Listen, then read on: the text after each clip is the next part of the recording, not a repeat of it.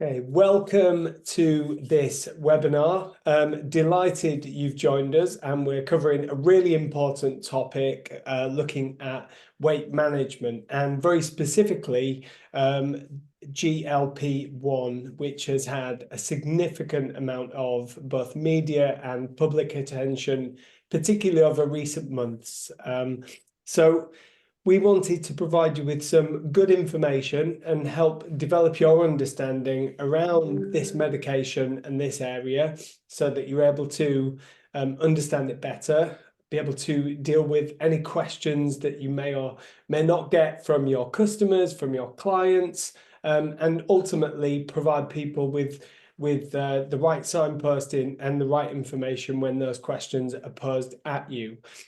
This session is going to be quite free-flowing and quite discussional, and we've got a fantastic panel for you as well, and I'm just going to introduce them now. So we have first of all got Dr. Morgan Torin, who is Clinical Director of Bodyline Medical Wellness. Hello, Morgan, how are you doing? Hi, Phil. Thank you for having me. Nice to see you all.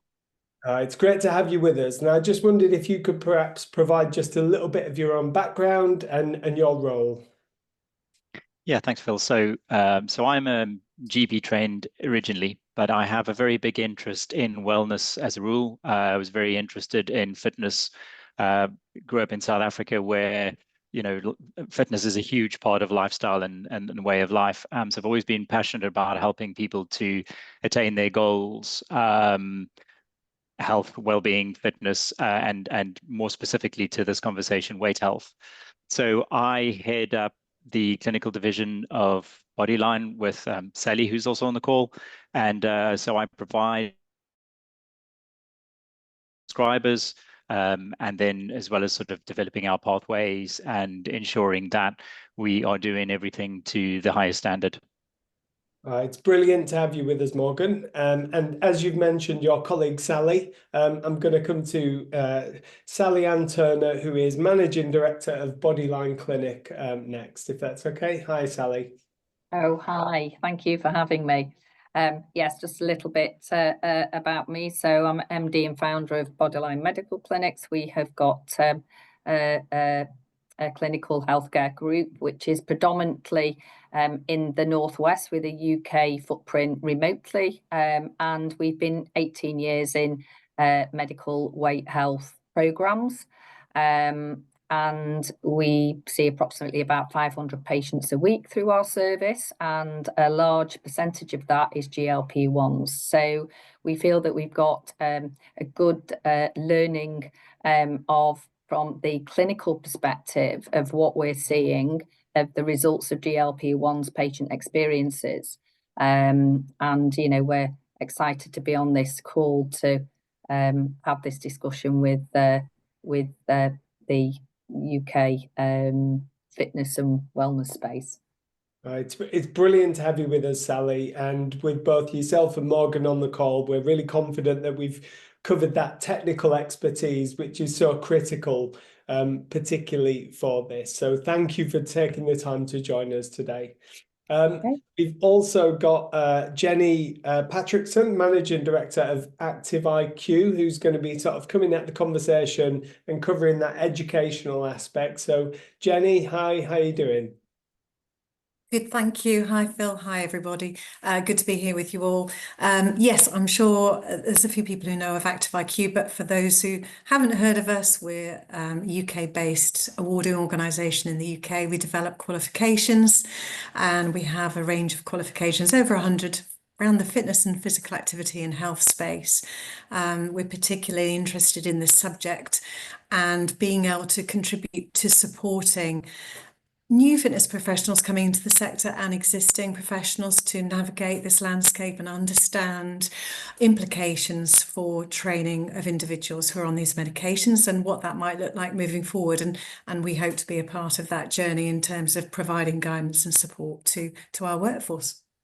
Brilliant. Thank you, Jenny. And again, great that you're joining us for this call. I'm also delighted to introduce and welcome Kenny Butler, Head of Health and Wellbeing Development over at UK Active. Hi, Kenny. Hi, Phil. Thanks for having me. I'm the strategic lead for health and wellbeing for UK Active, and UK Active represents the fitness and leisure industry. So I'm the fitness and leisure rep here today. And my work really revolves around positioning the sector as a key component into the public health system and part of the solution really for the NHS and promotion of physical activity within that space. No, it's brilliant and great to have you with us, and your expertise really understanding the kind of operator space and the sector at large as well. And finally, but by no means least, I'm delighted to introduce my colleague here at CIMSPA, Natasha Eason, who is Associate Director of Education and the Training Academy. Hi, Tash. Hi, Phil.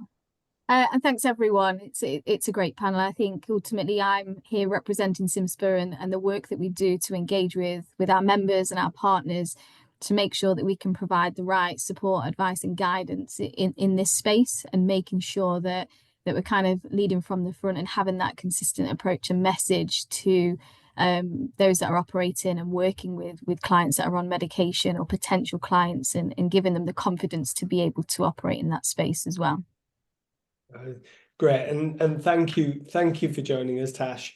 As mentioned, this session is going to be very much a discussion, and we've curated the questions very much from the questions that we've received from our members and from our partners, and the questions that some of our partners have also received. Should you still have questions at the end of this session, I will mention an opportunity and a way in which you can ask that question. I'll touch upon that at the very end, but hopefully the next 45 minutes or so is going to be incredibly informative and really provide you with some technical understanding of GLP-1 and that medication, some practical knowledge and understanding of really what that means to you, and also some wider considerations as we cover some of the other questions. So we're going to get started and jump straight in. So Morgan, if I can come to you to begin with, can you just provide a bit of an overview of GLP-1 medication and their primary purpose and relevance, I suppose, to sport and physical activity? Thanks, Phil. Yeah, so the GLP-1s, as they've come to be known, are essentially, it's a hormone, it's an analog of a hormone that is produced in the body anyway. It's been in the news a lot, lots of scaremongering, some really good and amazing news, you know, the terms of game changer, the proverbial magic bullet type of thing. But that comes at a cost, I think, because wherever there is a sensation, people flock to it, and there are irresponsible providers or irresponsible behaviors in the marketplace, which sometimes drive pretty nasty outcomes. So really, I'm just going to explain a little bit about what it is, what the background is, how it came to be, and why it can be really potentially useful. I'm going to try and present in a measured way our experience, and hopefully be able to give people some guidance when they come across it. So historically, I think there's been very much an idea that for people to lose weight, they just need to be motivated, and they just need to do lifestyle modification, eat less, exercise more. That old, the old equation of less calories in, burning more calories ends up with weight loss. But we know that that is not as simple as the equation actually is. So we'll start off with sort of GLP-1s. GLP stands for glucagon-like peptide, and that occurs naturally in the body. So when you eat a meal, there's a cascade of things that happens. And essentially, once the body recognizes that meal, it releases hormones, right? So you have satiety hormones, things like leptin, which will tell you when you're full. And you have hunger hormones, things like ghrelin, which will encourage the body to eat when it's in deficit. So what the GLPs do in the body is they essentially increase the satiety levels and decrease the hunger levels so that somebody feels full and satisfied and stops eating. So, we've always said to people, or try to teach our children to chew your food and eat slowly. And the idea is that the slower you take it in, the quicker that those hormones can start to do their job, and the message gets to the brain to say, you're actually not hungry, stop eating or slow down. To complicate things even further, the body can't tell the difference between hunger and thirst. So sometimes we're just thirsty and we think we're hungry. And lots of people will then end up eating because they're dehydrated, and what they really need is fluid. So GLP-1s were initially introduced to treat type 2 diabetes, to manage glucose, or to moderate glucose levels in the body. But they realized very, very quickly that in combination with diet and exercise, these drugs were really effective in helping people to lose weight. So let's have a kind of a look at how that might happen. So most people have normal levels of these sort of hormones, the leptins, the ghrelins, and of course GLP-1 peptides or GLP peptides. So the process is quite normalized. Some people, however, don't make enough. So they're what we call underproducers. And when they eat, there is physically not enough of these hormones that reduce your appetite or reduce your hunger sensation in the bloodstream. So you keep eating because they're not effective. Some people, we think, have produce enough and release enough, but at the receptor level, it's not getting the message across. So in other words, they are not responding in a way to normal amounts. So the theory is that if you can replicate this hormone and you can increase some of it into the bloodstream and address the shortage, you then get the desired effect. Or if you have a normal amount, but your receptors aren't working, if you increase the concentration, then the receptor activity becomes a little bit more normalized. So effectively what happens is when you have a GLP-1 in your body, and it basically, it's a weekly injection that you give subcutaneously, either sort of in the belly, like an insulin injection, of the thigh or the upper arm, it increases the availability of these peptides in the body and helps people to feel full. So what we see as a result is people who have never, ever been able to reduce the amount that they're eating, because willpower alone is not enough, because they are physically fighting their physiology all the time.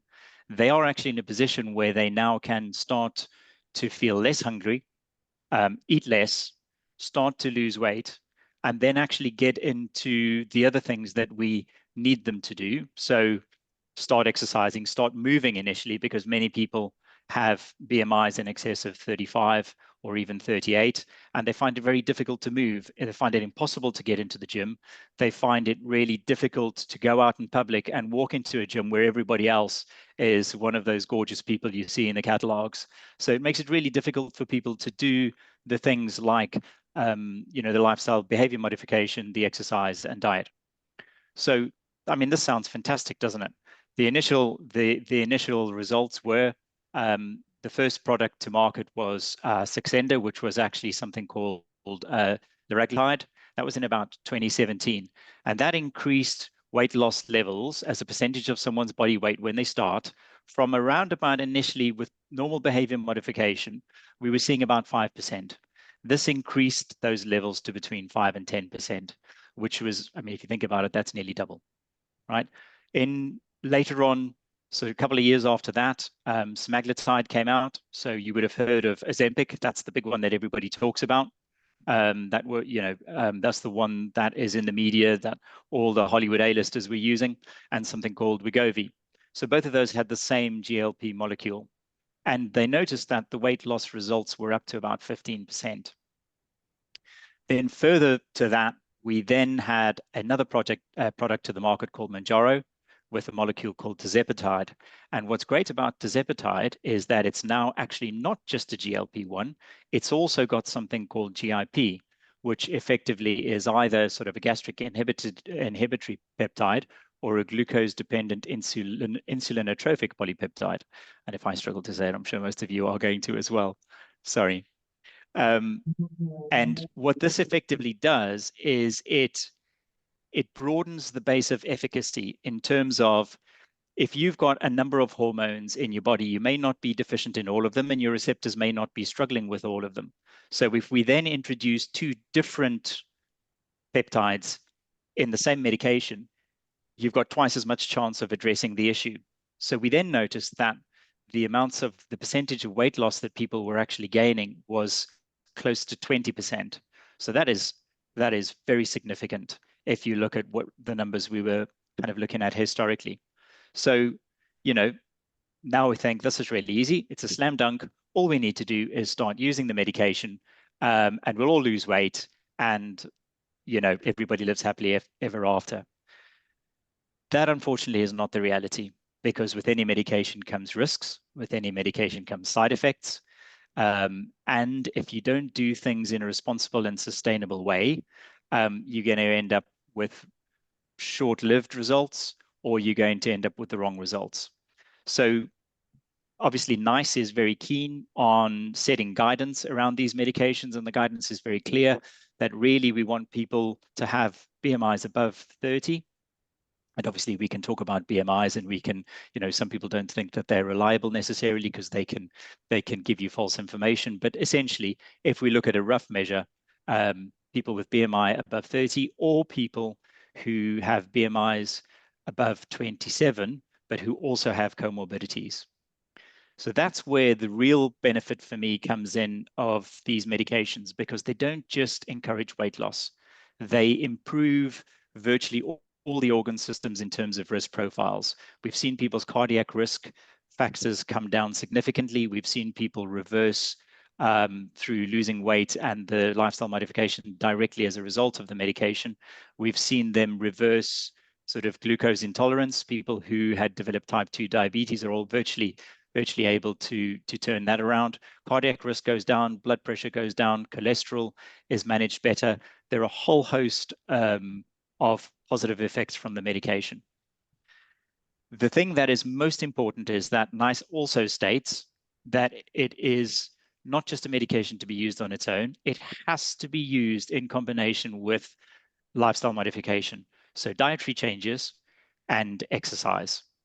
The other downside to the medication, perhaps, is that it's still early days, but all the early trials showed that, or postulated that, people would need to stay on this indefinitely. And that if they ultimately stopped using them, then the weight would go back on. What we're learning now in the real world is that that may be true, but really it's not about staying on the same dose. It's about potentially optimizing the dose for that person, and maybe looking at reducing it to a point where possibly even stopping it. But that all depends on how much progress the person has made. And that leads me to something that I like to call the body set point. And effectively, we all have a set point, which is sort of our comfortable weight that we'll return to if we don't do anything specific. So you might find that you normally have a certain weight. Over Christmas time, you'll put on a few pounds, and then without doing much, you'll end up going back to that. Likewise, if people go on a strict diet, they'll lose the weight, and they'll generally put on the same amount of weight over a few months as soon as they return to normal. So unless we can do something really significant with someone to completely change their mindset, change their behavior and the exercise and their dietary habits completely, it's probably likely there'll need to be some form of maintenance. So the big problem that we're seeing in the sector is that people are jumping on the bandwagon to try and sell the medication as cheap as possible to anybody who will buy it. And this is one of the inherent problems with the pharmacy model. So people aren't getting screened properly. People aren't taking proper histories before they start to prescribe medication, and they're not monitoring their patients because they have very specific and particular needs. So monitoring weight, monitoring side effects. You know, we've learned at Bodyline that not everybody, one size does not fit all. One dose is not appropriate for everybody. We've had people on tiny doses, the initial dose, losing really good amounts of weight very, very quickly and sustainably. And then we've had other people who are a little bit more resistant, and we've had to increase those doses slowly. if people take high doses, or even if they take normal doses that are correct for them in the titration period, but they don't have the correct nutritional information about what to eat and what not to eat, they do tend to develop quite bad gastric side effects, things like nausea, things like reflux. So it's really important to make sure that people are supported through their journey, and that's something we're very passionate about at Bodyline.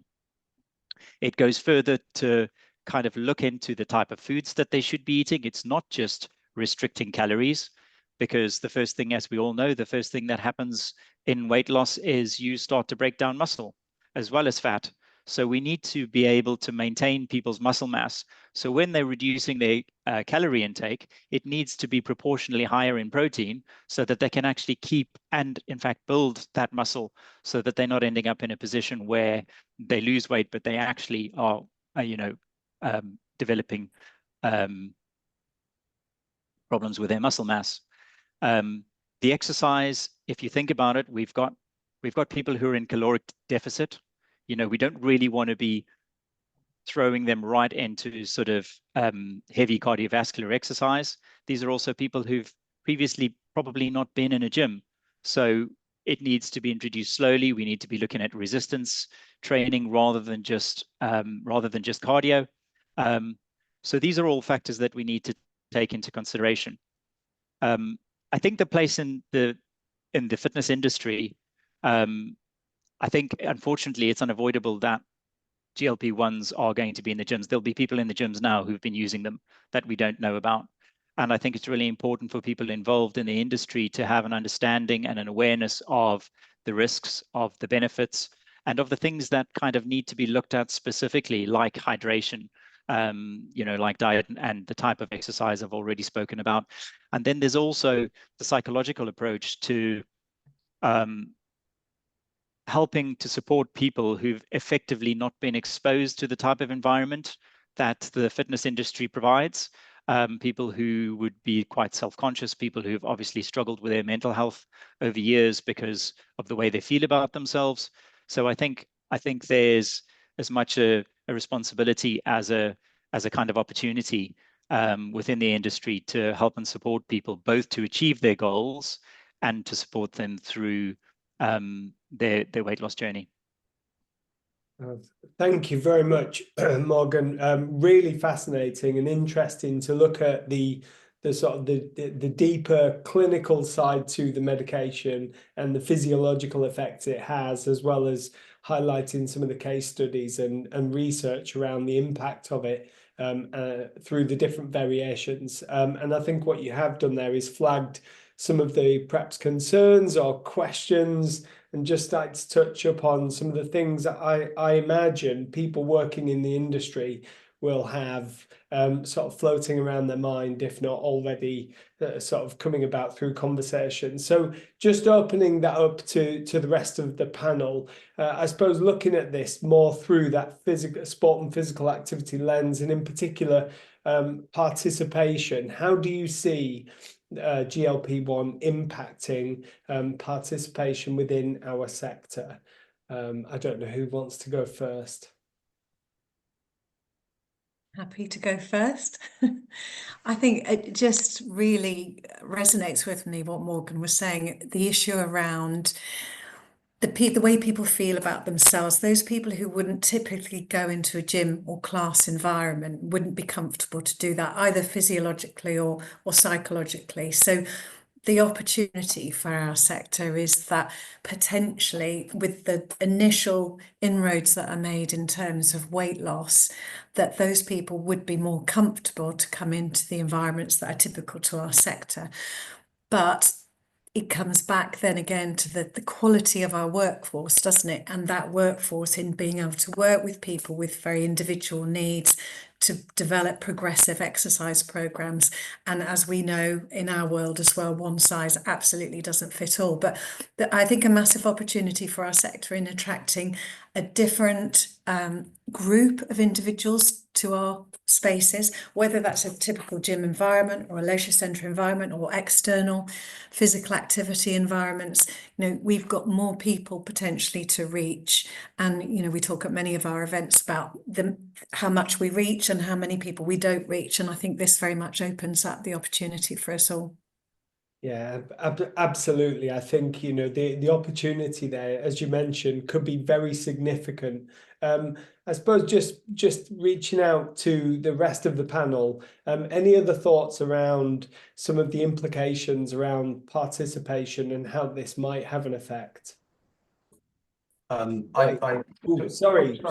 Kenny, you go first. Go ahead, Sally. Sorry, Kenny. No, well, so just from our perspective of running clinics and have multi-location clinics, you know, it is very clear from our end, from a clinician end, these people have never been in a fitness and wellness spaces. So the concept that, you know, this is a cohort of patients, we call them a cohort of patients that have never been into your doors, whether that door be an online environment, whether it be a gym, whether it be whatever that might be. And, you know, for us to be able to say signpost to, you know, as part of our whole holistic, you know, service offering, that would be absolutely great. And this is one of the reasons for doing this. But, you know, I approach the fitness industry to say, look, there's nothing out there that we can refer people to, you know, GLP-1 specific, and with, you know, having an understanding of, you know, that these people might be slightly different. And, you know, that aspect is we can get them to, you know, we're clinicians at the end of the day, and we stay in our lane. You know, when we want to collaborate with you as an industry and providers to say, what can you offer these people? What type of, you know, training programs are they looking for? You know, some people might have mobility issues and so on and so on. So it's about having the ability to then, as part of our holistic journey and as, you know, clinicians, to say, this is a local gym down here, they're doing a program, you know, etc. You know, let's you know, let's collaborate, and we can refer these people to you. So it's, you know, it's a win-win situation, I think, from both sides. From our side of them having supported care, because it's not just about the weight loss. This is a continuing element of weight maintenance for the rest of these people's lives, and the more that we can sort of weave that into their whole lifestyle behavior, you know, the better results that we will get. And of course, when these people hit their goal, they're very vulnerable. And now that sounds, you know, but it's not all, it's a fear of going back. And this is what we see as clinicians, it's a fear of going back to where they were. And that's where we need to collaborate, you know, all together to pull this whole holistic prescription together of how we get those people, you know, on that journey, and also that they feel confident that they've got that interaction from your sector, that they can, you know, build it into their lifestyle, whatever that might be. Yeah, no, that's great, and it's been really encouraging to hear, Sally, from both yourself and Morgan around that holistic approach to not looking at it in isolation, but this is about in conjunction with your physical activity and eating habits and the rest of it. Penny, sorry, I'm going to come back to you if that's okay. Yeah, absolutely. Thanks. With regards to the medications impacting, you know, various population groups and participation, I think I agree. There's going to be people who have not been in this spaces before, who are going to be either prescribed this or come there voluntarily to have physical activity as part of their intervention. I'm looking at this as a glass half full as well. So if these medicines, when they hit, they will be hitting, and they are already, but they'll be hitting in mass a little later. If they're prescribed safely by appropriate professionals and taking into account the patient's individual and the local population health needs, there's going to be certain target groups that should be targeted, that will be who are more likely to have diabetes or obesity, that could be coming into these spaces, and that's people of Black and Asian ethnic groups, for instance, who are nearly twice as likely to have diabetes. And not only that, from a younger age as well. And these could be high impact for reducing the obesity and diabetes, alongside a package of wraparound support which we can offer. And then there's going to be geographical populations as well to consider for targeting. And then secondly, the older demographic, the over 65s are expected to increase by 2030 by 20%. That's a lot of over 65s, and that's only 5 years away. So there's going to be more pensioners than children under the age of 18. So these adults are living longer with obesity and diabetes and other medical conditions. So that GLP-1 intervention is probably going to be high uptake with these particular population groups. And absolutely. We're gonna move and start to look at workforce a little bit. So Tash, I'm gonna come to you first, if that's okay.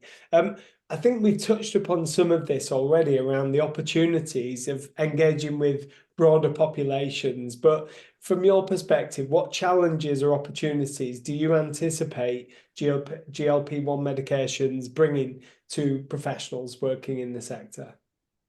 Yeah, thanks, Phil. I think, we've covered quite a few areas within this first section. I think, from a workforce perspective, we'll start with the challenges. It's going to have to bring in that education and understanding piece and awareness. I think that's going to be a key thing in understanding the misconceptions and the effects that the medication brings for the clients, the individuals that our workforce are working with.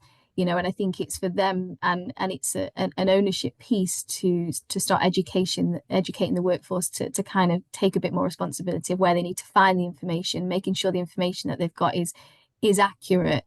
And I think, we've worked quite a lot over the past couple of years in terms of how do we support our workforce to engage with those that are living with long-term conditions. And we spoke about the fact that some of the individuals that might be on these medications may have comorbidities as well. So we've got to think broader in terms of the support that we provide to the workforce, and ultimately just providing the education and signposting to kind of give the confidence of, you don't need to be just turning people away. It's actually, how do I support them? And I think the big thing that we spoke about as well is that kind of catalyst for lifestyle change.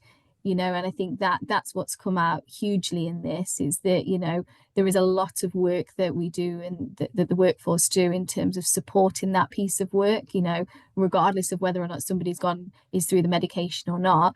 That lifestyle and behavior change is something that we kind of hone in all the time with our clients and participants. So I think in terms of the challenges, it's going to be around making sure that people are confident in understanding the kind of information and where to get it from. And that also comes with opportunities to kind of broaden out, as Jenny touched upon earlier, around the new participants that we may start to engage with, opening up more doors for people and making it a kind of inclusive environment for people to be part of. So I think it's very much around that kind of ownership on people to try and find the right information to support the individual, regardless of whether on medication or not, to make sure that they're supporting them with that behavior, that lifestyle change, and kind of promoting that mental well-being as part of the package. So there is always going to be that kind of challenge for the misinformation, that misconception of what's come in. Every kind of person that you'll probably speak to, whether on the medication, may have a slightly different experience. And again, that could be down to many things. So I think, from our perspective, is just equipping our workforce with the right information, clear guidance on how to support that individual that's in front of them. Yeah, absolutely, Tash. And hopefully this session in itself will just start to really support that in helping to develop the understanding and get rid of misconceptions. Kenny, I'm going to come back to you if that's okay. So Tash, we've just spoken about workforce, but how about facilities and organizations? How can they be working with and supporting their staff to be able to work with individuals on GLP-1 or considering GLP-1 medications? Yeah, I think it's about the messaging, and the first piece of advice is that this is a medical treatment under prescription, and people need careful monitoring through doctors. So very much like other long-term conditions, and a reminder to individuals that that's essential. I think that's the first piece that we should be aware of as organizations and staff. And I think there needs to be some support from organizations to offer staff to be able to signpost, ensuring that there's signposting pathways for people who may need nutritional support. And we need to keep things in scope as well within the industry. And that recommendation for choice for certain people, whether that be doctor, weight loss clinic, online resource, nutritional support, we just need to be prepared for that signposting so that we can keep in scope with our sector. I think the biggest thing, though, thirdly, is the narrative. We need to embrace the narrative that this is this works, but with the right wraparound. And we need to be empathetic and supportive of people coming into our spaces. The likelihood, as we've mentioned already twice, I think, that they may not be in a gym have been in a gym before. And they're going to be conscious about their weight and their body image. And we need to be very conscious of that and not to judge people for being on these medications as well. You know, that we're just going to push people away as soon as we do that. So I think it's the narrative about embracing this medication as a medical advancement, and that it works with the physical activity component. So it's those messaging, I think, is the biggest thing for us. Yeah, that's really clear. And Jenny, if I could, sorry, Morgan. Thanks, Phil. Yeah, I just wanted to add to what Kenny said because it's quite topical. You know, one of the things that I always try and say to people when they don't have confidence in the medication or they think it's a fad or anything like that is, you know, 20 or 25 years ago, if somebody went on antidepressants, we would be like, oh, you don't want to be going on that stuff because you just got to pull yourself together, you know, chin up, keep going. But now we all accept mental health and difficulties and people who are on certain types of medication, which actually address a deficiency in the body to allow someone to kind of function in a more normalized type of way from a physiological point of view, in the same way that we wouldn't scoff at somebody taking insulin when they had diabetes. So we're now looking at a medication which corrects an imbalance in the body. And yeah, of course, people will abuse it. But by and large, you know, it is quite a significant medical advance. And I think if we look at it from that point of view, as in we're replacing something that's deficient, it's a lot easier for people to digest. Yeah. A really good point, and a brilliantly positive way to look at it. And I think one thing that's coming through here is that joined up sort of multidisciplinary approach to it, and the opportunity that's within that. Jenny, I'm just going to come back to you if that's okay. So what changes do you foresee in fitness related education and training to address some of the needs around clients or customers or participants using these medications? I think, first of all, there's a big question about how we do this in terms of education and training, because, as I'm sure many people are aware, if we were to build qualifications around this, it can take time to build a qualification. It can take time to launch a qualification.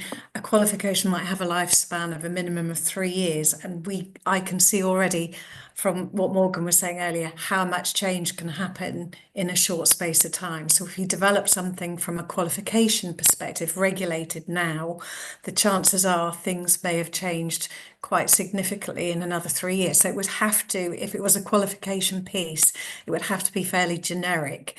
It's a bit like AI, isn't it? It's just going to keep changing all the time. So from my perspective, I see it more as a non-regulated qualification, continuing professional development, because our personal training qualifications based on CIMSPA's professional standards for personal training. We have all the elements in there built in that need to be there in terms of exercise programming, all the base knowledge, behavior change, lifestyle management.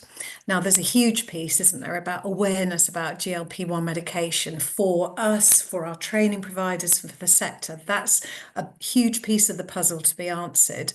And then a wraparound support of training, CPD type training for that. And I think that's the best way, because then it has that ability to change and flex and move, and depending on the needs of the sector and how things evolve from a medical perspective moving forward as well. So it's certainly something that could be built into qualifications, but I think what I'm saying is I see it more as a shorter term CPD offering in terms of training that can be changed, adapted as time goes on. But for our sector, we're looking at, what's that baseline education that's needed around the medications? What are the contraindications? What are the things we need to be aware of in delivering the training? And there's, I think, much more education that hopefully will come out of this and build on this from a guidance and support perspective for our industry, to enable training providers to be able to add on bolt-on pieces of CPD training to, for example, existing personal training qualifications. And the only other thing I'd add to that is there's a natural place, as Tash said earlier, there's qualifications around working with people with long-term conditions, and it certainly sits within that remit as well. But it's keeping that very generic, so you can tailor that according to the needs of what you're trying to deliver. That sounds very sensible, for that to have the agility, as you say, to be able to develop with the rate at which this medication and other associated medications might evolve over the next 2 to 3 years. Thank you, Jenny. So one of the things you did mention there was sort of the word regulation, and I think it started to sort of come out in some of the earlier discussion, but I wonder, Sally, if I could just come to you at this point to talk a little bit about regulation of the medication itself, GLP-1. I'm sure I can speak on behalf of people working in the sector. This will be something of keen interest. Okay, so let's start off with providers of who can provide it. So we know that it's a prescription-only medication, so you shouldn't be getting it from your local beauty salon. And a prescription-only medication should only come from a responsible provider. And there are two major providers in this market. There are ourselves, which are a supported care provider, and we are regulated by somebody called the CQC. And the Quality Care Commission, they regulate hospitals, your local GP surgery, any type of healthcare operation. And they're a little bit like Ofsted, effectively, very high bar of how we operate as a safe provider. And the way that they regulate is they give you a good, not so good, or outstanding mark, and you can easily find those operators, and you can easily find what level they're operating to. For information, Bodyline operates to a good standard across all of its locations. So that's the first point of thing, is supported care. And what we mean by supported care is we don't just prescribe the medication. What we do is we go on the holistic journey with the patient, with all of the nutritional element and advice on exercise. And this is why we want to collaborate with partners such as yourselves to make that whole package wraparound care a lot more effective for the patient. So that's us from a regulatory point of view, and we have to comply with something called NICE guidelines, which is effectively says you can, when you prescribe this medication, that has to go alongside the diet, nutrition, and physical exercise, whatever that might be appropriate for that person. Then we have the other part of the sector, which is the pharmacy sector, which some of them, obviously Boots, Superdrug, whatever. You'll have maybe an online consultation, and you will get prescribed the medication. Some of them have some additional supportive coaching, but it's not a full wraparound care where we are, and they are regulated by a different regulator, which is the Pharmacy Council, and that's different from the CQC. So we've got a very fast changing market out there at the moment, and this is ultimately why we're going to get a few horror stories. And there is some guidance out now from the Pharmacy Council, which is upgrading how they can actually prescribe. So effectively, they must see the person, whether that be on video. They can't just put their self-reported BMI in. Can they just put their age? With all of those types of things, really tightening that up so that we're not going to get any more of those horror stories that we've seen. So that's the regulatory landscape. So the bottom line in all of that summary is that look to work with a supported care provider that is CQC regulated, and then that the product coming through is licensed, that it's not coming off the black market somewhere, and that the CQC is doing the regulatory aspect and due diligence for you. And the way I see this rolling within your sector is there will be some really innovative models out there. There might be clinics in gyms. There might be, all of these innovation. And this is why I can get quite excited about it, because this is like new landscape, isn't it? What are these models going to look like? Are you going to have clinic hubs in gyms? Because it's all about bringing that community and those healthcare services, that GPs can't, do in their, they're restricted with it. So there's such a huge opportunity for the sector to develop this innovation. Anyway, I veer off my point, so hopefully I've answered your question. So really, really helpful. Thank you, Sally. And yeah, I'm sure that gives a lot of confidence as well that there is regulation and also what to look out for. You mentioned innovation there, so that kind of nicely links into our next topic. So just looking at perhaps some of the more operational considerations. Kenny, if I could come to you, from your perspective, how do you think this GLP-1 medication might influence membership trends, or retention, or potentially new opportunities and services that may or may not be offered within the sector? Maybe get a crystal ball out here. I think membership should increase because physical activity is an ideal complement to the treatment. And I think there's a few things that might influence that trend. The science generally points toward the hypothesis that participation will rise.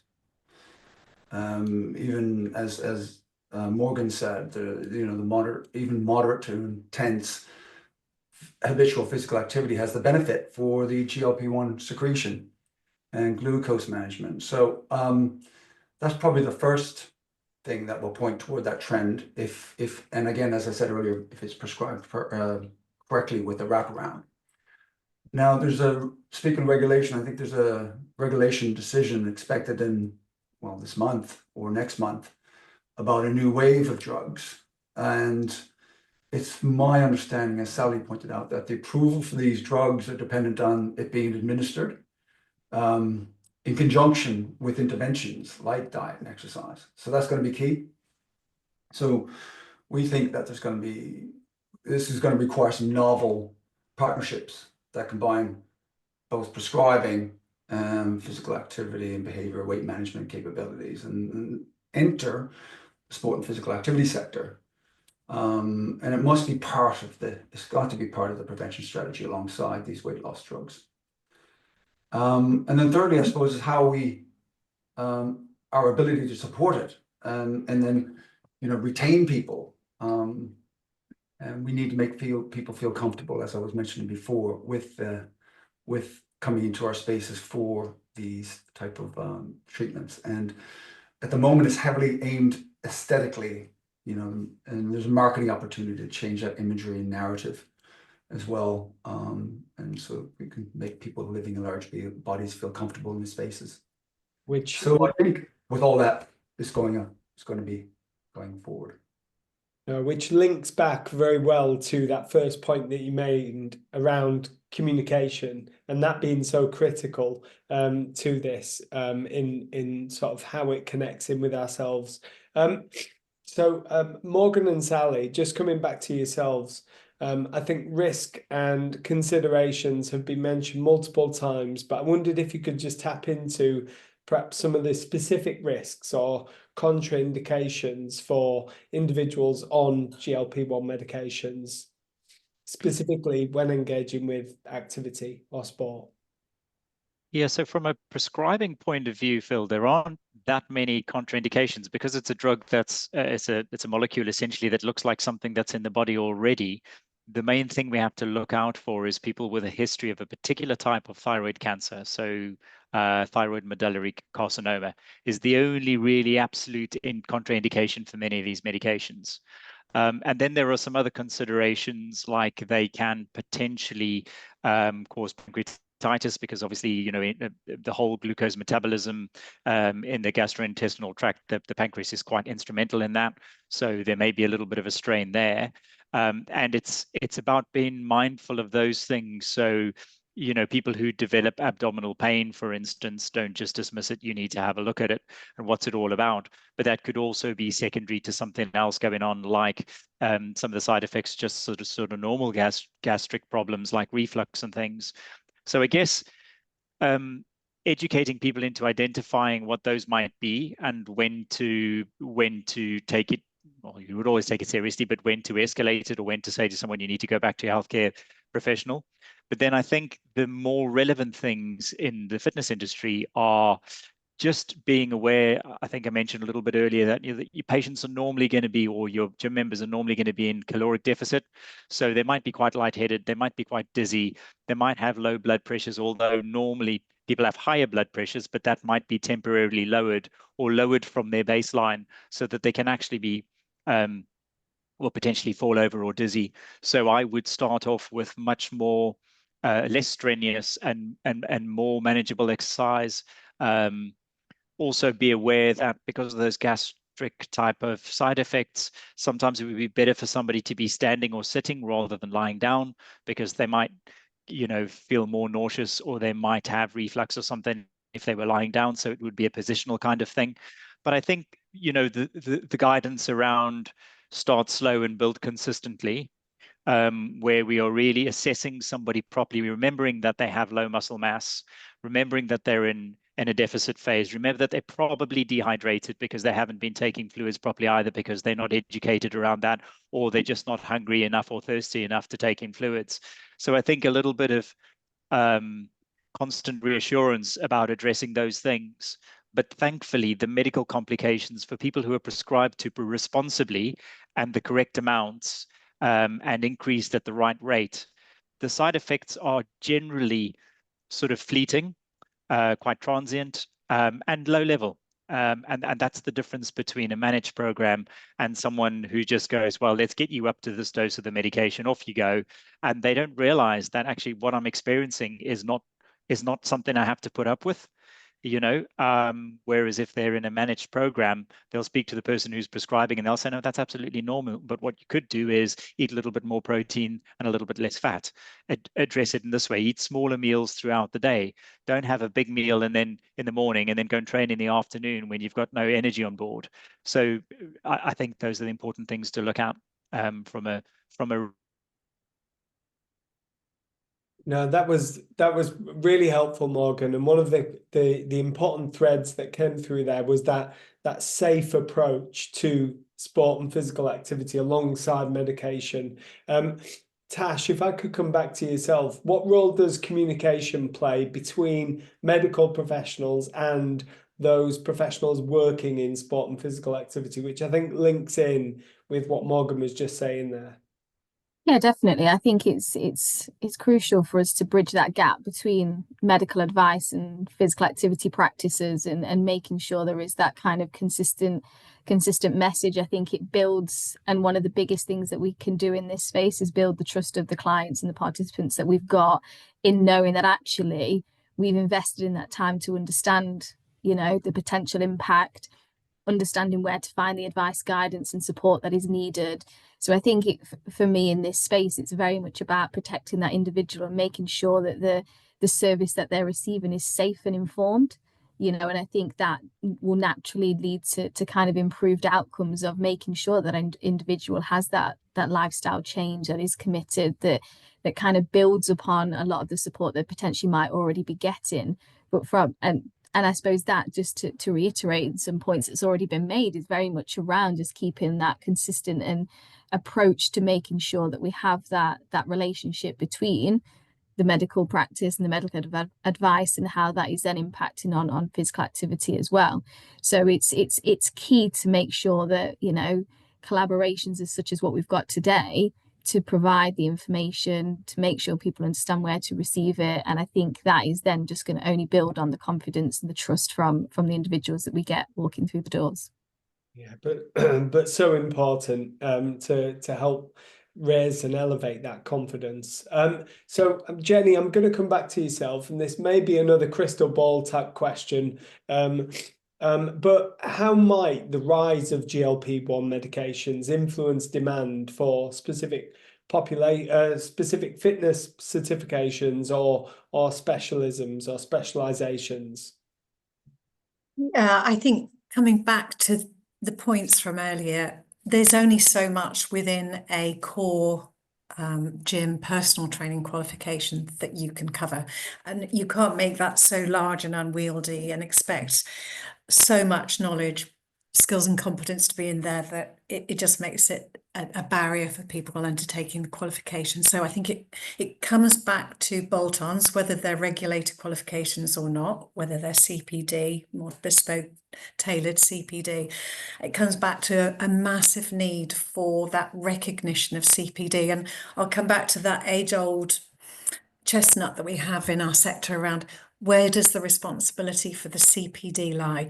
So if we're going to be talking to people, working with people who are on GLP-1 medications, and we need that knowledge and ability to work with those individuals, that's more training, that's good. Does that lie with the individual, the fitness professional, the physical activity professional? Does it lie with the employer? I think it lies with both. But then we have to get back to the bigger sector issue of funding and cost of CPD, and who is funding the cost of that upskilling and training to be able to work with the diverse range of individuals that walk into our facilities. And we're expecting a lot of our workforce and our fitness professionals all the time. We want them to be able to deal with this and that and the other. That's a lot. Comes back to pay, reward, remuneration and benefits, and their willingness to take on more. It comes back to the operator's ability to fund and support that CPD. But, this is a multifaceted approach, where someone said earlier, isn't it? We all have a part to play in this. The operators, individuals who are part of our workforce, us together collaborating. But we've got to use this as another opportunity to think, there's that link between fitness and medical. We're trying to bridge it all the time. It's just another facet of that. And it's so important that we work together to make sure that our fitness professionals are seen as, key to the answers here, and treated in a way that they deserve to be treated for taking on additional knowledge and skills. Yeah, absolutely. Receiving that recognition for these additional responsibilities. Some really important points made there, Jenny. Thank you. Tash, if I could just come back to yourself, how might the workforce adapt to meet the needs of clients who may experience rapid weight loss or other changes due to GLP-1? Yeah, I won't labour the point that we've talked about in terms of that education piece. I think if we flip it a little bit, I think it's making sure the public are aware of who to look out for and who to work with, and the questions that they need to ask for the individual that's supporting them. I think that's a big thing as well, not just within this space, across the board, is making sure people are adequately, you know, trained, qualified, competent in an area that they're working, and making sure that actually, if I'm working with a personal trainer, for example, that you know, that they're providing me some advice and guidance because I'm going through this medication, that actually I ask the right questions, and you know, making sure that they've been appropriately trained, and the CPD and the training that needs, as Jenny touched upon. So I think, you know, to be adapting in a space, we're having to do that all the time. Things change, so I think it's, you know, it's not a new concept to the workforce, but I think it's actually how we, as a professional body, as, you know, a sector, support our workforce to make sure that they can receive the right training that's going to support them to develop. And, you know, it's future proofing. You know, we go through, as Jenny said, you know, a personal trainer has all the basic components, but it's actually adapting and changing and things, and how we can support that system. So I think, yeah, it's very much around making sure that we build that confidence within general public and the health sector to know that actually we're here, we can support, we always have been, we've always had a great workforce, and actually we're trying to get on the front foot to make sure that we are ready to support that wraparound support, as Sally and Morgan have talked about, to make sure that actually we can deliver and kind of be an inclusive sector where people can actually have the long-term benefits and see the results they want to. And actually it's that behavior change and a lifestyle change that they enjoy and want to continue. No, that's great. Thank you very much, Tash.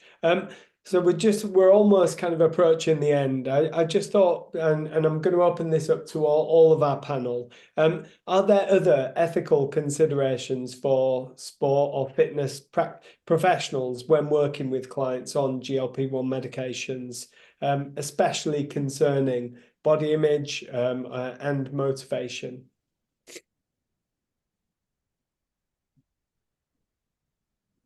I'm on mute. I would just chip in. I would just reiterate, and it's Morgan's point earlier, that it's that non-judgmental approach, isn't it? Yeah. We're learning new ways of working with the body to help it work more efficiently.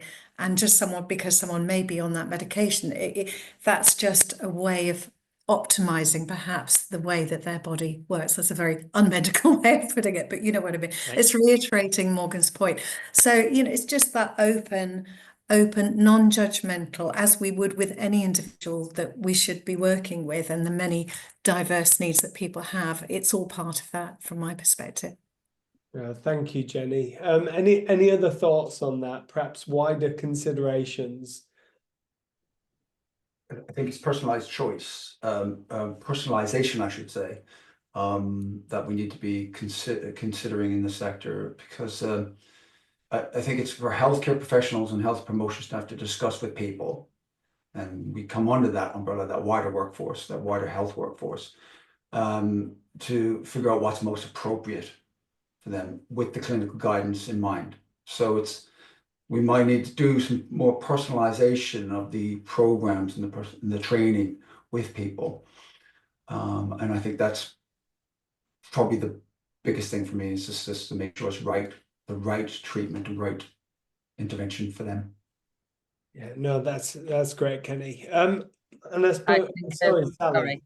Sorry, I'd concur with that, Kenny. It is a very personalised approach, and that approach is what we do, and it works because we know one size fits all, you know, doesn't work. But I think looking at ethically and looking at those questions, the reality is medical and your sector are coming together because of preventative health. So if we look at the very high level of where we're going, you know, medical, it's about preventative health, isn't it? And more if we look at, you know, with the best will in the world, the NHS struggles to do preventative health.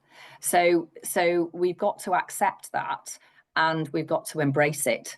And, you know, this is the start of, you know, a journey. There will be many reiterations with GLP-1s. This is a constant thing that's absolutely here to stay. And I can say, from an operator of being in weight health for 18 years, this is the absolute medication of the decade. And we've not even really talked about the reduction in cardiovascular risks and all of the other things, because all of those things are yet to come. with these medications.